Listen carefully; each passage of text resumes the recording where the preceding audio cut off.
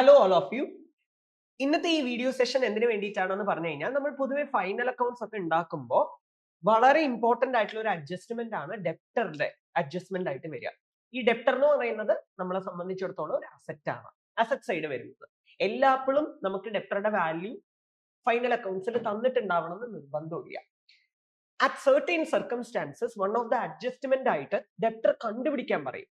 നമ്മൾ ഇന്ന് ചെയ്യാൻ പോകുന്നത് ഒരു വലിയ പ്രോബ്ലം ഒന്നും അല്ല, ഒരു വലിയ പ്രോബ്ലത്തിന്റെ ഒരു ഏഡ് ആയിട്ട് വരുന്ന ഒരു വൺ ഓഫ് ദ അഡ്ജസ്റ്റ്മെന്റ് ആയിട്ട് വരുന്ന ബാലൻസ് ഷീറ്റിൽ കാണിക്കേണ്ട ക്ലോസിംഗ് ബാലൻസ് ഓഫ് ഡെപ്റ്റർ എത്രയാണ്, അതെങ്ങനെ കണ്ടുപിടിക്കും എന്നുള്ളതാണ് നമ്മൾ ഇന്നത്തെ ഈ വീഡിയോയിലൂടെ നമ്മൾ നോക്കാൻ പോകുന്നത്.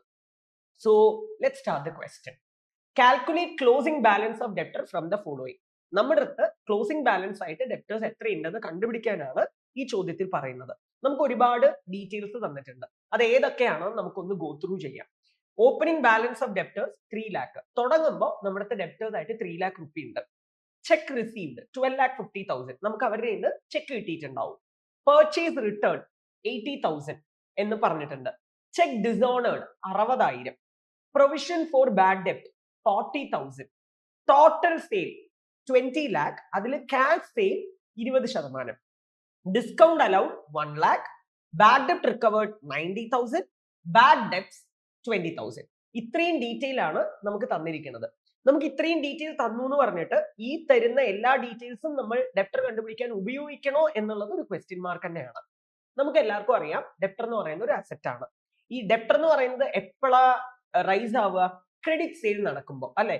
When we sell goods on credit basis, goods കടത്തിന് വിൽക്കുമ്പോഴാണ് നമുക്ക് എന്ത് വരിക?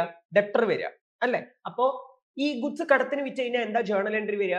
Debtor account debit to sale. ഈ ഡെപ്റ്റർ ഒരു അസറ്റ് ആയതുകൊണ്ട് തന്നെ അസറ്റ് കൂടുമ്പോഴൊക്കെ നമ്മൾ ഡെബിറ്റ് ചെയ്യും. അസറ്റ് കുറയുന്ന പോലെ എന്തെങ്കിലും സംഭവിച്ചാൽ അതിന് ക്രെഡിറ്റ് ചെയ്യും. ഞാൻ ഈ പറഞ്ഞ ലൈനാണ് ഈ പ്രോബ്ലം ചെയ്യാനുള്ള നിങ്ങളുടെ ക്യൂ. അപ്പൊ നമുക്കൊരു കാര്യം ചെയ്യാം, നമുക്ക് ഡെപ്റ്റർ അക്കൗണ്ട് ഒന്ന് വരയ്ക്കാം. നമ്മളോട് അവർ ചോദിച്ചിരിക്കുന്നത് ഡെപ്റ്റർ അക്കൗണ്ടിന്റെ ക്ലോസിംഗ് ബാലൻസ് എത്രയാണെന്ന് കണ്ടുപിടിക്കാനല്ലേ. അപ്പൊ നമുക്കൊരു കാര്യം ചെയ്യാം, ടോട്ടൽ ഡെപ്റ്റർ അക്കൗണ്ട് വരയ്ക്കാം. അപ്പൊ നിങ്ങൾക്ക് കുറച്ചുകൂടി കാര്യങ്ങൾ ഈസി ആയിട്ട് മനസ്സിലാക്കാൻ പറ്റും. Okay, so let's draw total debtors account. So rough ആയിട്ട് ടോട്ടൽ ഡെപ്റ്റേഴ്സ് അക്കൗണ്ട് ഞാൻ വരയ്ക്കുന്നു. Total debtors account, debit, credit, particular amount and particular amount, ഇങ്ങനെ നമ്മൾ വരയ്ക്കുന്നു. Okay, that's it. So all set, നമ്മുടെ ബോക്സ് ഒക്കെ റെഡിയാണ്. റഫ് ആയിട്ട് ജസ്റ്റ് ഒന്ന് വരച്ചു വെക്കുന്നു. നമുക്ക് ചോദ്യത്തിൽ ആദ്യം എന്താ തന്നിരിക്കുന്നത്? Opening balance of debtors 3 lakh. നമുക്ക് തുടങ്ങുമ്പോൾ തന്നെ ഡെപ്റ്റേഴ്സ് 3 ലക്ഷം രൂപയുണ്ട്. നിങ്ങൾക്ക് എല്ലാവർക്കും അറിയാം ഡെപ്റ്റർ ഒരു അസറ്റ് ആണ്. അസറ്റിന് എന്ത് ബാലൻസ് വരിക? ഡെബിറ്റ് ബാലൻസ് വരും അല്ലെ. അപ്പോ ഓബ്വിയസ്ലി നമ്മൾ എന്ത് ചെയ്യും? Debit side to balance brought down എന്ന് പറഞ്ഞിട്ട് നമ്മൾ 3 ലക്ഷം രൂപ എഴുതി വെക്കും. Hope it is clear to you. Okay, ഇനി അടുത്തത് ചെക്ക് റിസീവ്ഡ് 12,50,000. നമുക്ക് ഡെപ്റ്ററിനെ ഇന്ന് ചെക്ക് കിട്ടിയെന്ന് വിചാരിക്കുക. എന്താ ജേർണൽ എൻട്രി വരിക? ഒന്ന് ആലോചിച്ച് നോക്കൂ. നമുക്കല്ലേ ചെക്ക് കിട്ടുന്നത്? ആ ചെക്ക് നമ്മൾ അന്ന് തന്നെ ബാങ്കിൽ ഇട്ടിട്ടുണ്ടാവും. എന്തോ ആയിക്കോട്ടെ, നമ്മൾ അങ്ങനെ വിചാരിക്കാമല്ലോ. അപ്പോ bank account debit to debtor. അപ്പൊ ഡെപ്റ്റർ കുറയാണ്. ഞാൻ എന്താ ഈ ചോദ്യത്തിന്റെ തുടക്കം നിങ്ങൾക്ക് ക്യൂ ആയിട്ട് പറഞ്ഞു തന്നത്? നമുക്ക് ഡെപ്റ്റർ കൂടുന്ന പോലെ എന്തെങ്കിലും വന്നു കഴിഞ്ഞാൽ ഡെപ്റ്ററിനെ ഡെബിറ്റ് ചെയ്യുക. ഡെപ്റ്റർ കുറയണ പോലെ എന്തെങ്കിലും വന്നു കഴിഞ്ഞാൽ ഡെപ്റ്ററിനെ എന്ത് ചെയ്യുക? ക്രെഡിറ്റ് ചെയ്യാന്നാണ് ഞാൻ നിങ്ങൾക്ക് പറഞ്ഞു തന്നത്. അപ്പൊ സ്വാഭാവികമായിട്ടും ഇവിടെ ചെക്ക് റിസീവ് ചെയ്യുമ്പോൾ നമ്മുടെ ഡെപ്റ്റർ കുറയുന്നു. അപ്പൊ ഡെപ്റ്ററുടെ ക്രെഡിറ്റ് സൈഡ് എന്ത് ചെയ്യുക? ബൈ ബാങ്ക് എന്ന് പറഞ്ഞിട്ട് എഴുതുക. എമൗണ്ട് എത്രയായിരുന്നു? By bank. So that's it. Cheque received എത്രയായിരുന്നു? 12,50,000. Hope it is clear to you. ഇനി അടുത്തത് നെക്സ്റ്റ് എന്താ? Purchase return 80,000. നിങ്ങൾ ഒന്ന് ആലോചിച്ച് നോക്കിക്കേ. നമ്മൾ കടത്തിന് ഗുഡ്സ് പുറത്തുനിന്ന് വാങ്ങുന്നതല്ലേ വേണ്ടാന്ന് പറഞ്ഞ് തിരികെ കൊടുക്കുക. അതും ഡെപ്റ്ററുമായിട്ട് വല്ല ബന്ധവും ഉണ്ടോ? ഇല്ല. സെയിൽസ് റിട്ടേൺ ഉണ്ടെങ്കിൽ പിന്നെ ഒരു കൈ നോക്കായിരുന്നു. പക്ഷെ ഇത് സെയിൽസ് റിട്ടേൺ അല്ല, ഇത് പർച്ചേസ് റിട്ടേൺ ആണ്. നമ്മൾ ഗുഡ്സ് കടത്തിന് വാങ്ങിച്ച എന്താ ജേർണൽ എൻട്രി വരിക? Purchase account debit to creditor അല്ലെ. അത് തിരിച്ചു കൊടുക്കുമ്പോൾ എന്താ എൻട്രി വരിക? Creditor account debit to purchase return. നമ്മൾ വരയ്ക്കുന്നത് ഡെപ്റ്റർ അക്കൗണ്ട് ആണ്. ഈ പർച്ചേസ് റിട്ടേണും ഡെപ്റ്ററും തമ്മിൽ ഒരു ബന്ധവും ഇല്ല. അതുകൊണ്ട് നമ്മൾ ഇത് എടുക്കേണ്ട ആവശ്യമില്ല. ഇതുകൊണ്ടാണ് ഞാൻ പറഞ്ഞത്, ജസ്റ്റ് ബിക്കോസ് ഒരു ചോദ്യത്തിൽ തന്നു എന്ന് പറഞ്ഞത് കൊണ്ട് നമ്മൾ എല്ലാ കാര്യങ്ങളും എടുക്കണം എന്ന് ഒരു നിർബന്ധവും ഇല്ല. Okay, so purchase return completely ignore. And next one is cheque dishonoured 60,000. ഭൂരിപക്ഷം ആൾക്കാരും തെറ്റ് വരുത്തുന്ന ഒരു കാര്യമാണ്. നമ്മൾ ചെക്ക് ബാങ്കിൽ ഇടുമ്പോൾ തന്നെ ബാങ്കിൽ കൂടി എന്ന് പറഞ്ഞ് നമ്മൾ കാണിച്ചിട്ടുണ്ടാവും. അപ്പൊ bank account debit to debtor എന്ന് എഴുതിയിട്ടുണ്ടാവും. പിന്നീടാണ് നമുക്ക് മനസ്സിലാവണത് ചെക്ക് ഡിസോണർ ആയി എന്നുള്ളത്. ചെക്ക് ഡിസോണർ ആവുമ്പോ അപ്പൊ ആ എൻട്രിയുടെ അങ്ങനെ ഉൾട്ടാ ചെയ്താൽ പോരെ. അപ്പോ ആരാണോ ശരിക്കും പറഞ്ഞു കഴിഞ്ഞാൽ ബാങ്കിലെ എമൗണ്ട് കൂടിയിട്ടില്ല, ആരാണോ ചെക്ക് തന്നത് ആ ചെക്ക് തന്ന ആൾ ഒരിക്കൽ കൂടി ചെക്ക് നമുക്ക് എഴുതി തരേണ്ടിയിരിക്കുന്നു. അപ്പൊ ഡെപ്റ്ററിന് പിന്നെ ഉള്ളിലോട്ട് കൊണ്ടുവരും. അപ്പൊ എന്താ എൻട്രി വരിക? Debtor account debit to bank എന്നാണ് എൻട്രി വരിക. Is it clear? സോ നമുക്കൊന്ന് നോക്കാം. Debtor account debit to bank എന്ന് പറഞ്ഞിട്ട് 60,000 എഴുതി കാണിക്കാം. ഡെപ്റ്റർ അക്കൗണ്ട് ഡെബിറ്റ് ടു എന്താണ് ബാങ്ക് എന്ന് പറഞ്ഞിട്ട് നമ്മൾ 60,000 എഴുതി കാണിക്കുന്നു. കാരണം ഡെപ്റ്റർ അവിടെ കൂടുകയാണ്.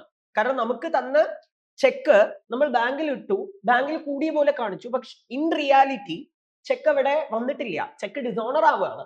അപ്പൊ അതിനെ ക്യാൻസൽ ചെയ്യണം. അപ്പൊ ഡെപ്റ്റർ ശരിക്കും പറഞ്ഞാൽ കൂടുകയാണ് ചെയ്യുന്നത്. ക്യാൻസൽ ചെയ്ത ഡെപ്റ്ററിനെ തിരികെ ഉള്ളിലോട്ട് കൊണ്ടുവരണം. Hope it is clear to you. And next one, അടുത്തത് എന്താ? പ്രൊവിഷൻ ഫോർ ബാഡ് ഡെപ്റ്റ് 40,000. നമ്മൾ ഫോളോ ചെയ്യുന്നത് കൺസർവേറ്റിസം പ്രിൻസിപ്പിൾ ആണ് അല്ലെ. എപ്പോ വേണമെങ്കിൽ ബാഡ് ഡെപ്റ്റ് വരാം. ഒരു നല്ല സ്ഥാപനം എപ്പോഴും അതിനു വേണ്ടി പ്രൊവിഷൻ മാറ്റി വെക്കും. പ്രൊവിഷൻ മാറ്റി വെക്കുമ്പോൾ ഓബിയസ്ലി ഡെപ്റ്റർ കുറയും. എന്താ എൻട്രി വരിക? പ്രൊവിഷൻ പറയുന്നത് ഒരു ലയബിലിറ്റി ആണ്. ലയബിലിറ്റിക്ക് എന്ത് ബാലൻസ് ആ വരിക? ക്രെഡിറ്റ് ബാലൻസ് വരും. അപ്പൊ ടു പ്രൊവിഷൻ ഫോർ ബാഡ് ഡെപ്റ്റ്. അപ്പൊ debtor account debit to provision for bad ഡെപ്റ്റ് എന്ന് യൂഷ്വലി വരും എന്നാണ് ചില ആൾക്കാർ വിചാരിക്കുക. പക്ഷെ യൂഷ്വലി ഇത് എന്താ സംഭവം എന്ന് പറഞ്ഞു കഴിഞ്ഞാൽ, പ്രൊവിഷൻ പറയുന്നത് ഒരു ലയബിലിറ്റി ആണ്. പ്രൊവിഷൻ വരുന്ന സമയത്ത് ഡെപ്റ്ററുടെ വാല്യൂ എന്താ ചെയ്യുക? കുറയാണ് ചെയ്യുക. മേ ബി പഴയ പ്രൊവിഷനെ യൂട്ടിലൈസ് ചെയ്തതും ആയിരിക്കാം. Is it clear? അപ്പൊ നമ്മൾ എന്ത് ചെയ്യണം? ഡെപ്റ്ററുടെ ക്രെഡിറ്റ് സൈഡ് ബൈ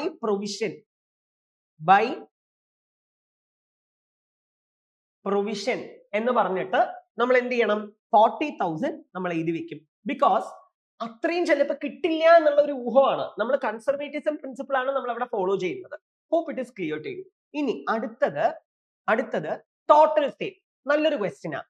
നമുക്ക് മൊത്തത്തിലുള്ള സെയിൽ എന്ന് പറയുന്നത് 20 ലക്ഷം രൂപയാണ്. അതിൽ 20% ക്യാഷിന് വിറ്റത്. നിങ്ങളൊന്ന് ആലോചിച്ച് നോക്കിക്കേ.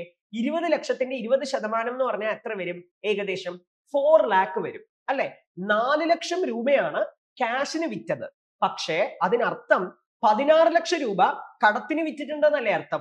അപ്പൊ കടത്തിന് വിറ്റ എന്താ ജേർണൽ എൻട്രി വരിക? Debtor account debit to sale അല്ലെ. അപ്പൊ 20 ലക്ഷത്തിന്റെ 20% പറഞ്ഞാൽ എത്രയാ? 4 lakh. 20 ലക്ഷത്തില് 4 ലക്ഷം രൂപ വരെ ക്യാഷിനാണ് വിറ്റത്. അപ്പൊ ബാക്കിയുള്ള 16 ലക്ഷം എന്ന് പറയുന്നത് കടത്തിനായിരിക്കും വിറ്റിട്ടുണ്ടാവുക അല്ലെ. നമ്മൾ കടത്തിന് വിറ്റതല്ലേ ഡെപ്റ്റർ അക്കൗണ്ടിൽ കാണിക്കുക. ക്യാഷിന് വിറ്റത് ക്യാഷ് ബുക്കിലല്ലേ കാണിക്കുക. അത് ഡെപ്റ്റർ അക്കൗണ്ടിൽ കാണിക്കേണ്ട ആവശ്യം ഇല്ലല്ലോ നമുക്ക്. അപ്പോ എന്താ ജേർണൽ എൻട്രി വരിക അവിടെ? Debtor account debit to sale. എത്ര എമൗണ്ട് വരിക? 15 lakh.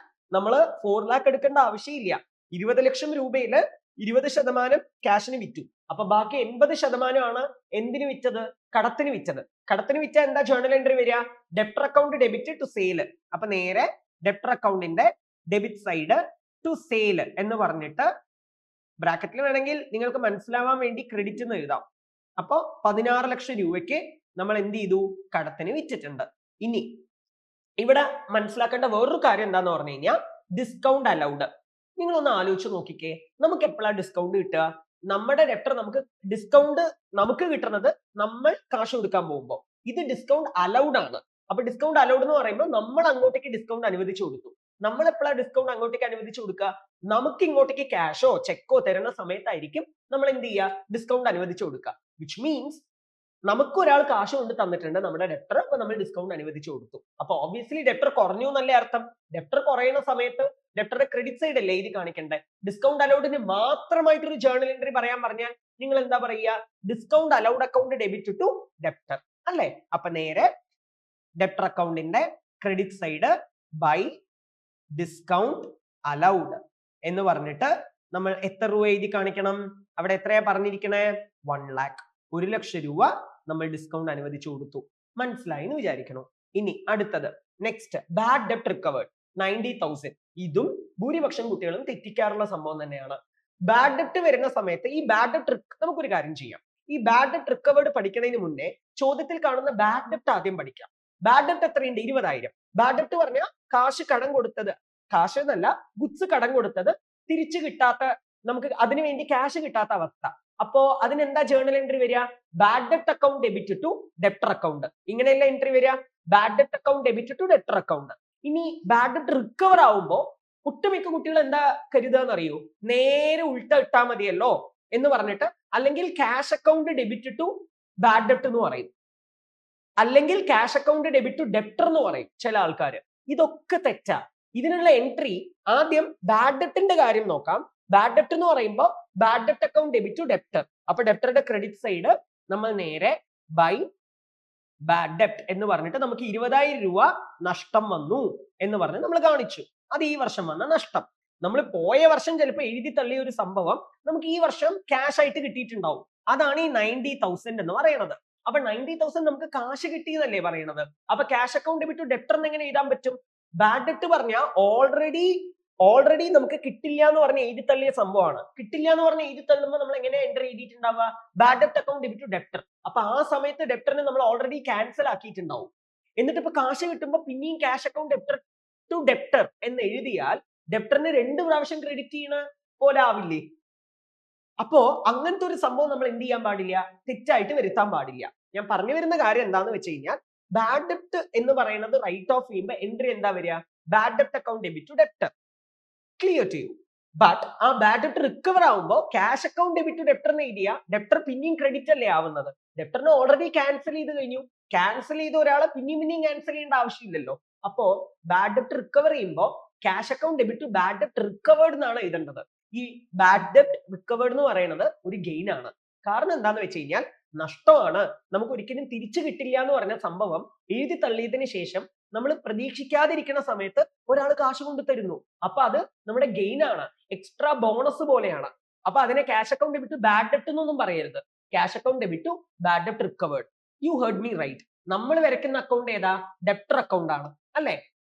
ഡെപ്റ്റർ അക്കൗണ്ടിൽ ഡെപ്റ്റർ വന്നാൽ മാത്രമേ എഴുതാൻ പാടുള്ളൂ.